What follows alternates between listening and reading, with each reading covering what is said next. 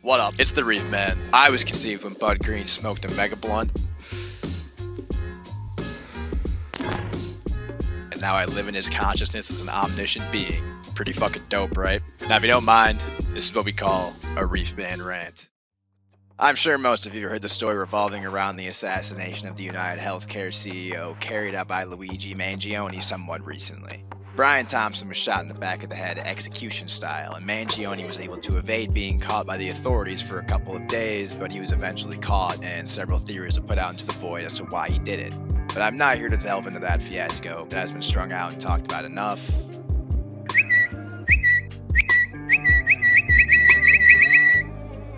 I'm here to dissect the reactions to this assassination, how people were reacting on both sides of the argument, and the consequences of both thought processes. Fair warning, this shit might put me on a watch list. Following the news of this act, I found that not only the reaction was more polarized than I had bargained it would be, but both reactions chilled me to the bone thinking in terms of the future of the United States of America. There were those that applauded the assassination, claiming that it was about damn time a CEO who only cares about shareholder value got popped in the street. They looked at Mangione like a hero and not a criminal, even calling for more acts similar to Mangione's to be carried out. We'll call this side the delusional hypocrite side. Then there were those that condoned the violence, claiming that beyond the explicitly criminal act, Brian Thompson had a family, and no man should be shot dead in the street regardless of what his professional endeavors have led to. We'll call this side the bootlicker side. Watching this discourse from afar, I came to the realization that those who frequently claim, "Don't tread on me," were the ones defending the very system that is hindering their ability to be free, while those who preach peace and equality among all people were the ones encouraging further violence against those oppressing them.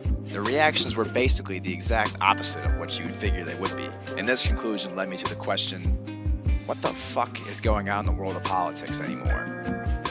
For the sake of laying out an argument, we're going to pull some hot takes from another controversial figure in recent history, Ted Kaczynski, aka the Unabomber. Because I find the bootlicker's thought process in regards to the Mangione assassination an easier one to explain, we'll just get this one out of the way quickly. Every breath the bootlickers take, they believe they can smell shit in the air coming from those on the side of the delusional hypocrites. But really, the bootlickers just have their heads so far up their own ass that all they smell is shit. Ted Kaczynski was a blatant hater of many of the delusional hypocrites' approaches to solving national issues, but he didn't give any more credit to the bootlickers either. In his magnum opus, Industrial Society and Its Future, Kaczynski claimed that despite the bootlickers' emphasis on freedom, they prioritize economic growth and idolization of government officials that equates to nothing more than a mindset reminiscent of godlike monarchism. Our leader can do no wrong, he is our savior. Long live the fucking king. What a wonderful day! What a wonderful day! Despite claiming to seek the preservation of traditional conservative values, these anti-woke individuals push society into what could be called a techno-oligarchy, letting technology take the wheel in terms of the evolution of humankind. Keeping politicians that seem more like soap opera actors and actresses in power just to piss off those who they see as snowflakes. For Christ's sakes, if you looked up a picture of a fucking anti-traditionalist on Google, a picture of Elon Musk would show up, and that is their current vessel of expression. They're so caught up in acting conservative that they're literally encouraging every big industry to hinder their freedom even more. God forbid a billionaire is taxed to a degree equal to those taxed in the middle class. That would be socialism, and I don't know what that means, so it must be some libtard bullshit. In order to even have a remote chance of these type of people becoming useful in our current predicament, you would need the bootlickers to not only take their head out of their asses, but to see things from a completely different standpoint. Kaczynski emphasized that due to their obsession with the United States being the best goddamn country in the world, they'll be too blinded by this message in order to see the errors in their ways. As long as they're oligarchs that they see as the beacon of hope to bring the United States to world domination and take every word they say as truth, this will never happen. There'll always be another Al-Qaeda, another border crisis, and another commie bastard trying to take your freedom and democracy away from you. They see everyone who is not directly acting in the interests of the United States as a villain. You are never safe. You need to fight for your existence. All of these factors that hinder the bootlickers' philosophies from manifesting is compounded by the fact that on average, the bootlickers are less educated than those of the delusional hypocrites, leading to emotional decision-making, fear-mongering, and a complete lack of empathy for other perspectives. Their favorite letter in America is the fucking I. To give the bootlickers their credit, they are the side that could actually cause the most change in the United States. And those who do set a good example of this political ideology, I have seen that they are more inclined to violence, pragmatic thinking, and at least believe that they are fighting to keep the traditionalist values that made the United States a pretty damn good country in the first place. There's all kinds of men there, David. Murderers, thieves, smugglers. But they're not all bad men. But until then, the bootlickers will be seen as the main catalyst to a postmodern technocratic society that encourages not only the alienation of those in other countries, but those they disagree with in their own country as well. Now to discuss the delusional hypocrites. Not to say that Kaczynski's ideas weren't a bit radical in the first place, but when it came to despising either the bootlickers or delusional hypocrites more, he was not a fan of the delusional hypocrites in the slightest. This group is so brainwashed into believing they are the quote-unquote superior ideology, it hurts to fucking watch. Personally, even I fell into the brainwashing in my first year of college, believing basically all the same things that your average left-leaning individual believes in. Donald J. Trump is now President of the United States. President Obama is the ex-president. And Mr. Trump, for the moment, steps away. Despite seeing the United States as a vessel for hatred, inequality, violence, and bigotry, these motherfuckers still believe that the answer to their problems runs through democracy. In other words, the politicians they know they cannot trust are the ones they choose to help them. It's fucking Stockholm Syndrome on a national level. They march in the streets chanting whatever some billionaire corporation told them to. They fight for causes that really have no effect on them from a day-to-day basis, nor have any idea of what these causes are even fighting for.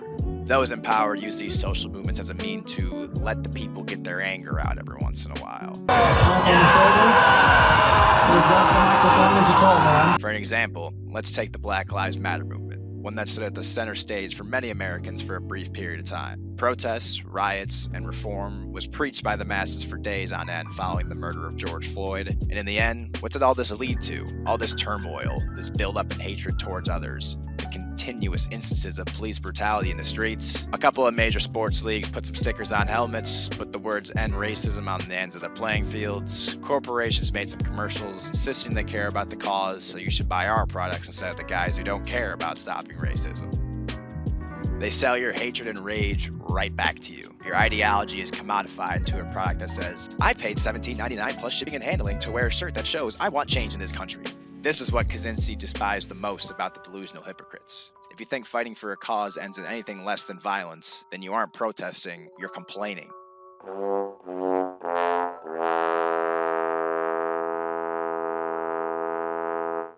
Take the Vietnam War protests in the 60s and 70s. During a protest at Kent State University, 4 students were killed by police after university authorities called in the National Guard to disperse the assembly protest. These students were unarmed and protesting, which we now know almost 50 years later was a pointless fucking war in Vietnam. But regardless, the National Guard officers claimed that their lives were in danger, so they fired in self-defense. It was found that the students were throwing rocks at officers from afar.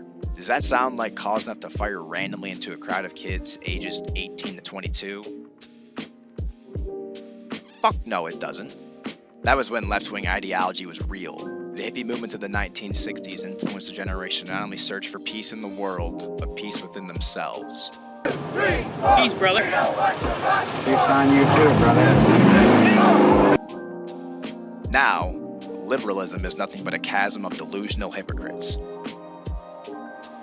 Do you think you truly understand the magnitude of a situation like the war in Ukraine? What about the thousands of years of civil unrest in the Gaza Strip? Do you have an easy solution for that? Maybe a 2-state solution? What about how to fix the world's economic strain? If you had to dig yourself out of $30 trillion of debt, what would be your first move?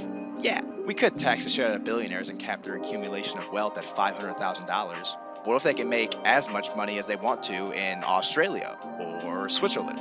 Or, God fucking forbid, China. They believe their problems can be solved without the necessary measures that those before us had to take in order to induce change. Hell, even the French during their 18th century revolution understood this. Commoners took roughly 15,000 people to the guillotine during the Reign of Terror. If you made a certain amount of money or held a certain job, you were just dragged out of your home by a mob of angry citizens. You were taken up to your final resting place, peering around at people watching from rooftops, and the women would be there just knitting a fucking scarf, as the last thing you heard was the swift sound of iron dropping.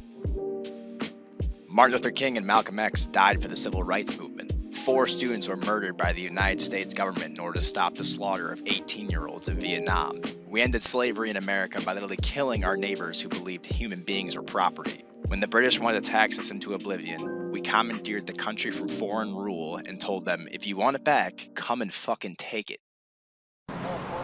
Go ahead. Make my day. And this is what the delusional hypocrites don't understand. We have been pacified and over-socialized to the point where at the raise of a hand, we cower down like a dog beaten by their owner. Do you seriously think you can get anything done with peaceful protests? I mean, shit, the president just passed a bill that made unauthorized protests on college campuses against the law. Do you not see where this is going? They're eating the dogs.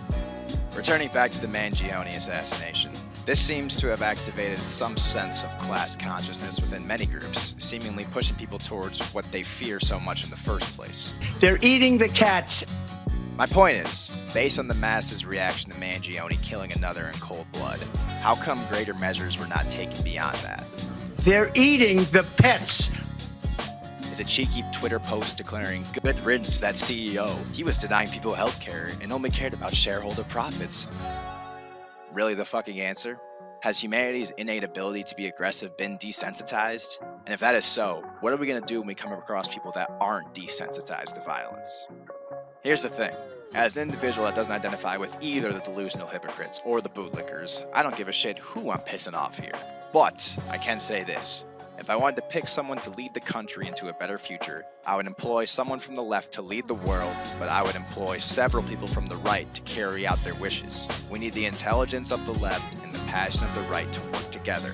We aren't a lost cause yet. We can't be. To avoid being placed on a watch list, I'll leave you all with a vague question regarding where the solution lies in this matter. Think about many of the world's problems today, whether it be between genders, races, ideologies, classes, religions, or fucking sexualities. Who or what always seems to be in the mix? Is it a person, a group, a country, a company? Thinking beyond your everyday routine, take a good look around and ask yourself, why are all these atrocities happening today, and what are they trying to accomplish? To quote my favorite homosexual heroin addict, William S. Burroughs, you see, control can never be a means to any practical end.